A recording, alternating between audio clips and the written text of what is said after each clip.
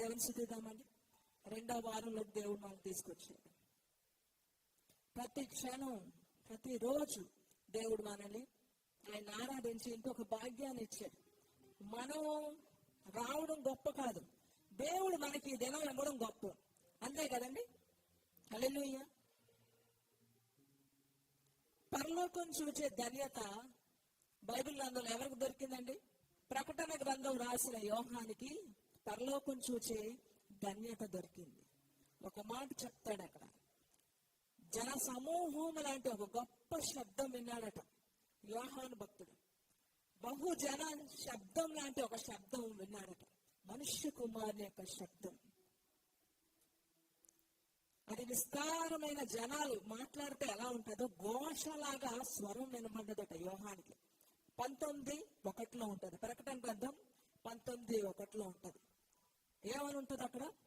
ప్రభువుని స్తుతించుడి, రక్షణ మహా ప్రభావములు ఆయనకే చెల్లునుగాక. ప్రకటన గ్రంథం 19:1 ఉంటది. రక్షణ ప్రభావం మహిమలు సమస్తము ఆయనకే చెల్లించుడి, ప్రభువుని స్తుతించుడి అని ఉంటది. అది మూల భాషలో అర్థం ఏంటంటే హల్లెలూయా, హల్లెలూయా చెప్పండి అని అర్థం. ప్రభువుని స్తుతించండి, హల్లెలూయా. మూల భాషలో హల్లెలూయా అని అర్థం.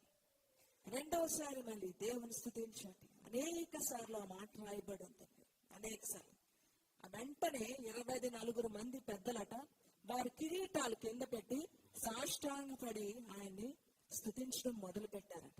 కొన్ని వందల కోట్ల సంవత్సరాలు, కొన్ని వందల కోట్ల నుండి ఈ మాట వస్తా ఉంది, హల్లెలూయా, ప్రభువుని స్తుతించండి అని చెప్పి. ఇది ఎవరైతే దేవుని అపారంగా ప్రేమిస్తారో వారి హృదయాల్లోంచి వినబడే ఒక అద్భుతమైన మాట హల్లెలూయా అనే మాట. చాలా మంది అపార్థం చేసుకుంటారు. మాట్లాడితే హల్లెలూయా ఏంటి, పాట పాడితే హల్లెలూయా ఏంటి, కూర్చుంటే హల్లెలూయా ఏంటి, లేస్తే హల్లెలూయా ఏంటి. కొన్ని కోట్ల వందల కోట్ల శతాబ్దాల నుంచి పరలోకంలో మహాదూతలు, పరిశుద్ధులు, ప్రవక్తలు వారు నిత్యము డే అండ్ నైట్, రాత్రి పగలు అని లేకుండా ఘోషిస్తున్న గొప్ప భాష, గొప్ప మాట ఏంటంటే అది హల్లెలూయా, హల్లెలూయా. మనమేమాత్రం ప్రభువుని స్తుతించండి అంటే హల్లెలూయా. వెంటనే పెద్దలట సాష్టాంగపడి వారి కిరీటాలు కింద పెట్టి ఆ దేవాదేవుని, మహాగణుడైన దేవుని స్తుతించడం మొదలు పెట్టారు, హల్లెలూయా అని చెప్పారు. ప్రభువుని ఎవరైతే మనస్ఫూర్తిగా ప్రేమిస్తారో వారి హృదయంలోంచి వచ్చే ఒక గొప్ప మాట హల్లెలూయా. అందుకే ఆరాధన చేసినప్పుడు ఎవరు కూడా హల్లెలూయా అనడానికి సిగ్గుపడడం కానీ, ఆయన స్తుతించడానికి ప్రెస్టేజ్ ఫీల్ అవడం కానీ ఎట్టి పరిస్థితుల్లో మీరు చేయకండి. 24 పెద్దల్లో కంటా మీరు ఎవరైనా గొప్పవాళ్ళు ఇక్కడ ఉన్నారా? చెప్పండి, ఎవరైనా గొప్పవారు ఉన్నారా? ఎవరైనా సరే 24 మంది పెద్దలు వాళ్ళ కిరీటాలు పెట్టి సాష్టాంగ పడ్డారట. మనం సాష్టాంగ పడతామా? ఎవరైనా సాష్టాంగ పడతారా? దేవుడు మీ జీవితంలో చేసిన మేలుకి, ఇక్కడ ఉన్న కొంతమంది దేవుడు మీ జీవితంలో చేసిన మేలుకి సాష్టాంగ పడ్డం అనేది చాలా చిన్న విషయం, చిన్న విషయం. హృదయపూర్వకంగా ఆత్మపూర్ణలే దేవుని ఆరాధించండి. ఆరాధింతూ నిన్ను దేవా, ఆనందింతూ నీలో దేవా అని చెప్పి ఎవరు ఎటువంటి చికాకులతో వచ్చినా, ఎలాంటి బంధకాలతో వచ్చినా అవన్నీ పక్కన పడేసి దేవుని ఆత్మపూర్ణలే మహిమతో ఆరాధించండి. ఆఖరిలో హల్లెలూయా అన్న ఆరాధన అన్న చేతులు పైకెత్తి ఆ పరలోకంలో ఎలాంటి ఘోష వినబడుతుందో ఆ ఘోషలాగా ఇక్కడ మన యొక్క ఘోష ఆయన చెవుల్లోకి వెళ్ళాలి ఆరాధన ద్వారా. ఎవరు ప్రెస్టేజ్ ఫీల్ అవ్వకండి, సిగ్గు అసలు ఫీల్ అవ్వకండి. నువ్వు ఆరాధన చేసే దేవుడు చిన్నవాడు కాదు, గొప్పవాడైన ఘనకార్యంలో చేసే దేవుడు. ఆరాధన చేద్దామా? పేరు కూడా వస్తారా నాతో పాటు కూడా? ఆరాధన చేద్దాం, దేవుని స్తుతిద్దాం.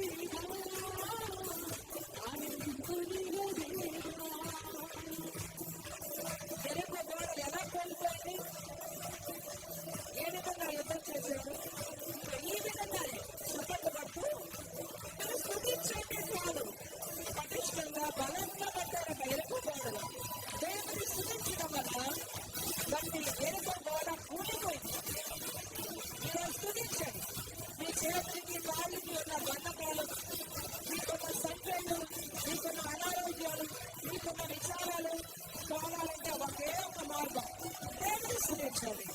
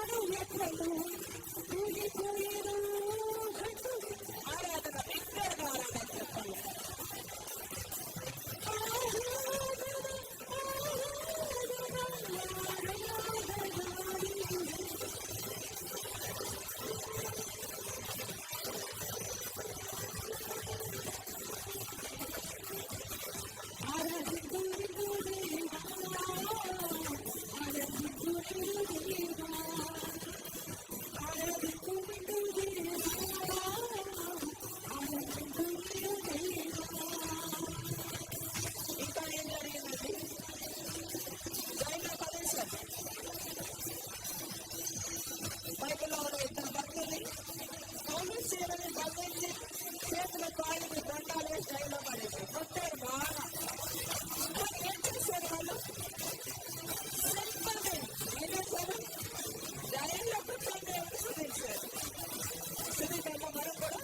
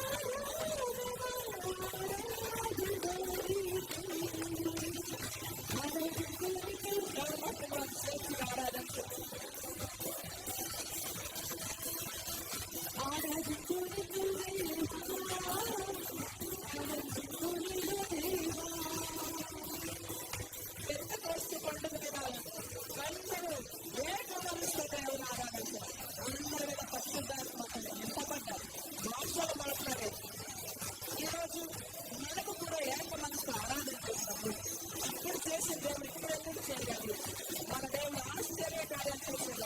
అన్ని దినాల్లో పరిశుద్ధాత్మ ఆయన చెప్పే వాగ్దానం ఇచ్చిన దేవుడు.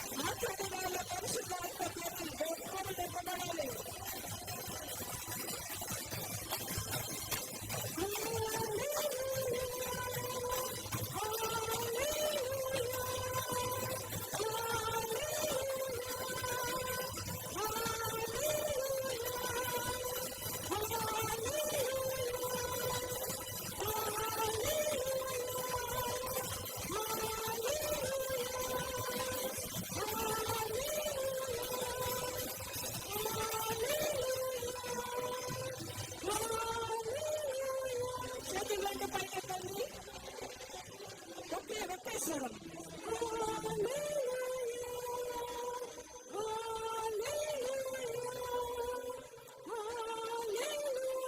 కొత్త నిమిషం వెంట చేయదు ఆయనకు. సర్వోన్నతుడైన దేవునికి, నా కార్యము సఫలము చేయ దేవునికి ప్రభువుని స్తుతించుడి. ముఖం ఆయన ఎత్తండి. చూడండి, మీ మనోనేత్రాలతో ఆయన చూడండి. మీ మనోనేత్రాలతో ప్రభువుని స్తుతించుడి.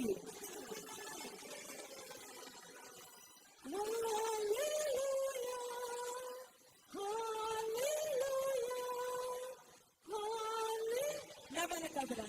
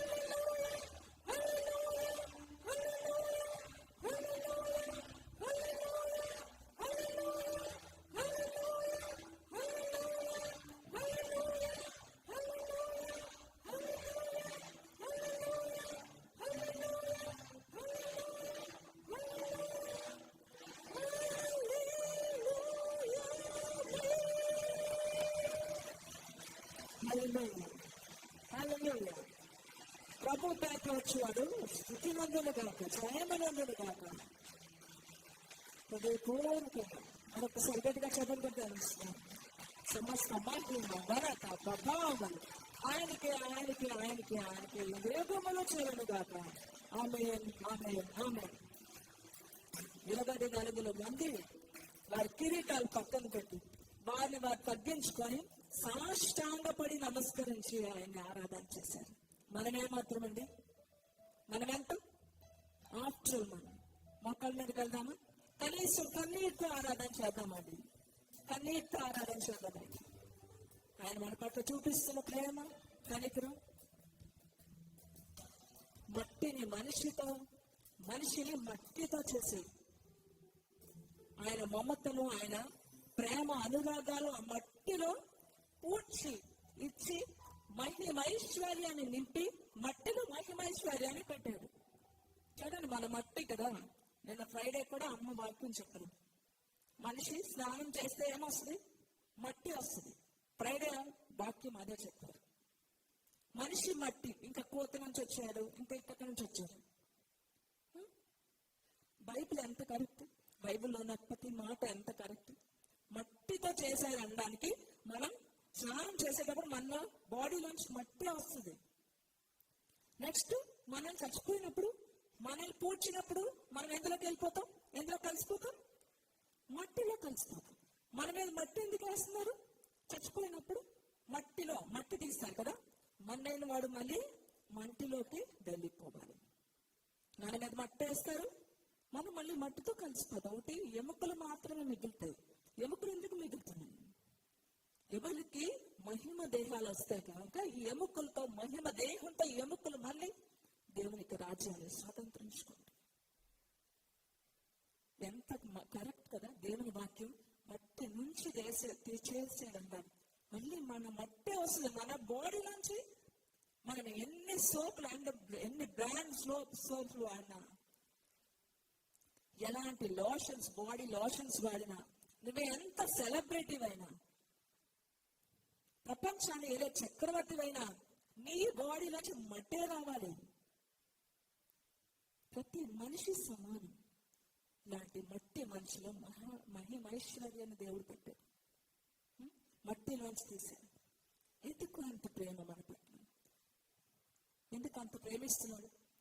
మన ఒంటరి జీవితాల్లో ఎంత ఆదరిస్తున్నాడు మనల్ని? ఎన్ని అపాయాల్లోంచి దేవుడు కాపాడుతున్నాడు కదండి. ఒకసారి అన్ని గుర్తు చేసుకుని ప్రతి ఒక్కరు కూడా ఇంకా లోతుగా వెళ్దాం ఆరాధనలోకి. ప్రతి ఒక్కరు టైం వేస్ట్ చేసాను, గుర్తు చేసుకోండి. పలానా సమయాలు దేవుడు నన్ను కాపాడాడు. వచ్చింది కష్టం, వచ్చింది శ్రమ, వచ్చింది ఆకలి దప్పులు, బట్టలు లేని పరిస్థితి, చెప్పులు లేని పరిస్థితి. వెళ్ళాలి, అందరూ వెనక్కి వెళ్ళండి. ఒక 20 సంవత్సరాలు వెనక్కి వెళ్తే ఈ స్థితి ఇప్పుడున్న నేను చాలా బెటర్. ఇప్పుడు ఏడుస్తున్నాడు కదా, అన్ని బాగానే ఉన్నాయి. ఇప్పుడు ఎందుకో ఏడుస్తున్నావు నువ్వు. ఇంకా 10 సంవత్సరాలు 20 సంవత్సరాలు వెనక్కి వెళ్తే ఇప్పుడు నీ లైఫ్ ఇప్పుడు బెటరే కదా. ఇప్పుడు నేను బెటరే, ఇప్పుడు నేను చాలా బెటర్. కానీ ఇంకా ఏదో సమస్య, ఇంకా ఏదో కష్టం. దేవుడు ఎన్ని విధాలా కాపాడుతున్నాడు. ఒకసారి గుర్తు చేసుకోండి. ప్రతి ఒక్క హృదయాన్ని సిద్ధపరచుకోండి. అన్నిటితో ఆయన ఆరాధన చేయాలి. 2 అక్క చెల్లెలట, బెత్, మార్గరెట్. 2 అక్క చెల్లెలు కాట ఒక డిపార్ట్మెంట్ స్టోర్స్కి వెళ్ళి కార్లో కొన్ని సామాన్లు తెచ్చుకోవడానికి, కొన్ని పప్పులు, ఉప్పులు, ప్రొవిజన్స్ అన్ని తెచ్చుకోవడానికి వెళ్ళారట 2 అక్క చెల్లెళ్ళు. అయితే అన్ని కొనుక్కున్నారు, ఆ ప్యాకెట్స్ అన్ని తెచ్చుకుంటున్నారు. కార్ ఏమో ఒక దగ్గర పార్క్ చేసి 2 వెళ్ళారు.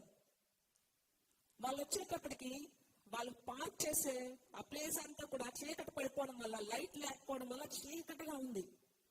అక్కడ నుంచి 2 చేతులతో అన్ని సామాన్లు మోసుకొని వస్తున్నారు. వస్తుంటే ఇలాగా చెల్లి ఏం చేసింది, త్వరగా వచ్చి ఎక్కువ సామాన్లు ఉన్నాయి కాబట్టి పరిగెట్టుకొని వచ్చి ఆ యొక్క కారు డోర్ తీసి ఆ కారులోని సామాన్లన్నీ కూడా సీట్లో పడేసింది. ఈలోగా అక్క వచ్చి డ్రైవర్ సీట్ దగ్గర డోర్ లాక్ ఓపెన్ చేసి ఆ సామాన్లన్నీ తీసి ఇలా వేస్తున్నప్పటికీ ఎవరో 2 మగవాళ్ళు పరిగెడుతున్న శబ్దం, అరుస్తూ పరిగెడుతున్న శబ్దం. ఇంకేంటి, 2కి భయం వేసి లోపలికి వెళ్ళిపోయి డోర్ వేసేసుకున్నారు. వాళ్ళిద్దరు అటువైపు వచ్చారు. చీకటిగా ఉంది. వచ్చి ఆ యొక్క తలుపు అద్దాలు, డోర్ కారు అద్దాలు కొడుతున్నారు. దబదబా కొడుతుంటే లోపల లాక్ చేసేసుకున్నారు. డోర్స్ అద్దాలు పైకి ఉండడం వల్ల అవి తెచ్చుకోలేదు. గట్టిగా అరుస్తున్నారు 2 అబ్బాయిలు కూడా. ఆ అద్దాల మీద కొడుతున్నారు, డోర్ లాగుతున్నారు. ఆ డోర్ మొత్తం పట్టుకొని చేతులతో గట్టిగా లాగుతున్నారు. 2 భయపడిపోయారు. ఆ కార్ స్టార్ట్ చేద్దాం అనేటప్పటికీ కార్ స్టార్ట్ అవ్వట్లేదు. ఎంత ప్రయత్నించినా కార్ స్టార్ట్ అవ్వలేదు. 2 కూడా భయపడిపోతున్నారు లోపల. వాళ్ళు ఊరికనే అరుస్తున్నారు. వీళ్ళ మాటలు ఎవరినైనా రక్షించండి అంటాను కూడా చుట్టుపక్కల ఎవ్వరూ లేరు. ఆ గ్లాసెస్ వేసున్నాయి కాబట్టి వీళ్ళ అరుపులు ఎవ్వరికి వినపట్లేదు. ఆ సమయంలో ఏం చేయాలి తెలియదు. 2 భయపడిపోతున్నారు, ఏడుస్తున్నారు. ఒకే ఒక్క మాట, కానీ ఎంత స్టార్ట్ చేసినా స్టార్ట్ అవ్వట్లేదు. తండ్రి, నువ్వే మమ్మల్ని రక్షించాలి అని చెప్పి 2 చేతులు జోడించి 2 అక్క చెల్లెలు కూడా చిన్న ప్రార్థన చేసుకున్నారు కారులో. తండ్రి, ఈ సమయంలో నువ్వే మాకు తండ్రి, నువ్వే మమ్మల్ని రక్షించాలయ్యా అని ఒకసారి స్టార్ట్ చేద్దాం అనేటప్పుడు వెంటనే కార్ స్టార్ట్ అయినది. గేరేసి అదే స్పీడ్ తో వెళ్ళిపోయారు. ఇంటికి వచ్చే వరకు కూడా 2 ఏడుస్తూనే ఉన్నారు, దేవుని స్తుతిస్తూనే ఉన్నారు. ఇంటికి వచ్చాక తండ్రి ఎదురు చూస్తూ ఉన్నాడు. ఎదురు చూస్తారు 2 కూతుర్ల కోసం. ఏమో ఎంత లేట్ అయిందంటే 2 కూతుర్లు తండ్రి దగ్గర గట్టిగా హత్తుకొని ఏడవడం మొదలు పెట్టారు. ఏమైందంటే జరిగిన సంగతి అంతా చెప్పారు. ఇలాగా భయంకరమైన పరిస్థితులు. 2 కుర్రోళ్ళు ఏం చేసినో తెలియదు. చిన్న ప్రార్థన, తండ్రి నువ్వే మమ్మల్ని కాపాడాలని ప్రార్థన చేయగల వెంటనే కార్ స్టార్ట్ అయింది. దేవుని స్తుతిస్తే ఇంటికి వచ్చాం డాడీ అని చెప్పగా వెంటనే ఆ తండ్రి కూడా దేవుని స్తుతించాడు. అయితే కార్ అంతా పర్ఫెక్ట్ గా ఉంది, ఎక్కడ చిన్న రిపేర్ కూడా లేదు. ఇంతకీ కార్ ఎందుకు స్టార్ట్ అవ్వలేదు అని చెప్పి ఒకసారి చూద్దాం, చెక్ చేద్దామని చెప్పి కార్ దగ్గరికి వచ్చి ఆ హుడ్ ఎత్తి చూసేటప్పటికి నిశ్చేష్టుడై బొమ్మలా నిల్చుండిపోయాడండి. ఏమైంది అని చెప్పి ఆ 2 అక్క చెల్లెలు వచ్చి ఆ హుడ్ ఎత్తి అందులో చూసేటప్పుడు వాళ్ళిద్దరూ ఆశ్చర్యంతో నిల్చుంటారు. ముగ్గురు కలిపి దేవుణ్ణి స్తుతించడం మొదలు పెట్టారు. కన్నీటితో దేవుని స్తుతించడం మొదలు పెట్టారు. ఎంత గొప్ప కార్యం తప్ప. ఏం జరిగింది? ఆ కారు హుడ్ లో బ్యాటరీయే లేదండి. బ్యాటరీ తీసేసారు. బ్యాటరీ లేకపోతే కార్ స్టార్ట్ అవుతుందా?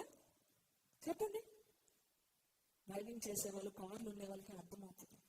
బ్యాటరీ లేకపోతే కార్ స్టార్ట్ అవుతుందా? బ్యాటరీ ఎవరో తీసేశారు. చిన్న ప్రార్థన ఎవరు చేశారండి? తండ్రి నువ్వే మమ్మల్ని కాపాడు. ఇలాంటి అనుభవాలు, ఇలాంటి గొప్ప గొప్ప కార్యాలు మీలో ఎంతమంది జీవితాల్లో జరగలేదండి? జరిగినాయా లేదా? బ్యాటరీ లేకుండా కార్ స్టార్ట్ అవుతుందా? ఎంత గొప్ప కార్యం. అనేక మంది జీవితాల్లో సజీవమైన సాక్ష్యాలు ఇవన్నీ కూడా. మనిషిని మట్టితో చేసిన దేవుడు ఈ మనిషికి ఎంత గొప్ప ఆశీర్వాదం ఇచ్చాడు. పిలిస్తే పలికే దేవుడు మన దేవుడు. ఈరోజు మనిషి దేవుడిని ఎంతో నిర్లక్ష్యం చేస్తున్నాడు. మరొక్కసారి దేవుని ఆరాధన చేద్దామా? ఇటువంటి విశ్వాసం మీకెందుకు ఉండట్లేదండి? మీ పరిస్థితిలో దేవుడు మిమ్మల్ని ఎన్నో కార్యాలు చేశాడు. ఈ సమయంలో నువ్వు అదే కన్నీటితో తండ్రి నన్ను రక్షించయ్యాని విశ్వాసంతో నువ్వు చేసే ఒక్క ప్రార్థన నీ జీవితంలో ఎందుకు కార్యం జరగదు? మరొక్కసారి చేతులు పైకెత్తాయి. దేవుని స్తుతిద్దామండి ప్రతి ఒక్కరు కూడా. మట్టిని మనిషిగా చేసినావు, మనిషిని మమతతో నింపినావు, మమతకు మంచిని నేర్పినావు, మంచికి మనసును ఇచ్చినావు. మట్టిని మనిషిగా మలచినావు ఎందుకు? మనిషిని మమతతో నింపినావు ఎందుకు? మమతకు మంచిని నేర్పినావు ఎందుకు? మనసుకు మనసు కలిపినావు.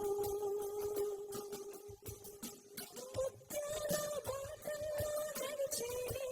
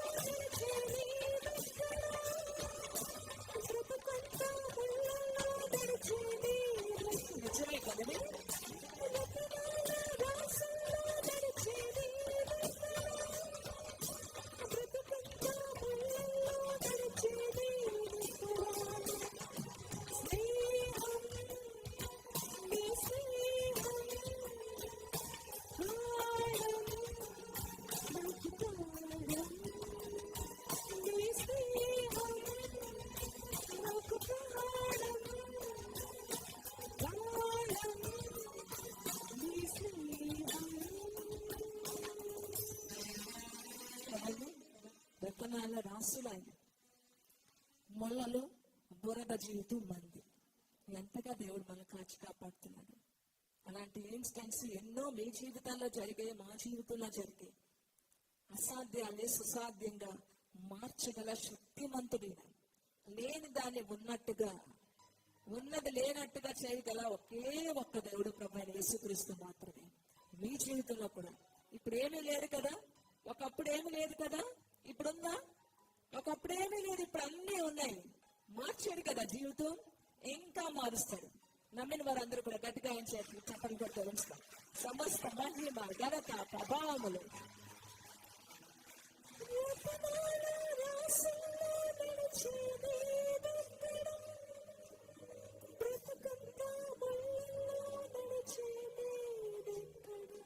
అంతే కదా. రతనాల రాసులు ఆయన ఎక్కడ, మనం ఎక్కడ? ఆయన ఎక్కడికి వచ్చాడు?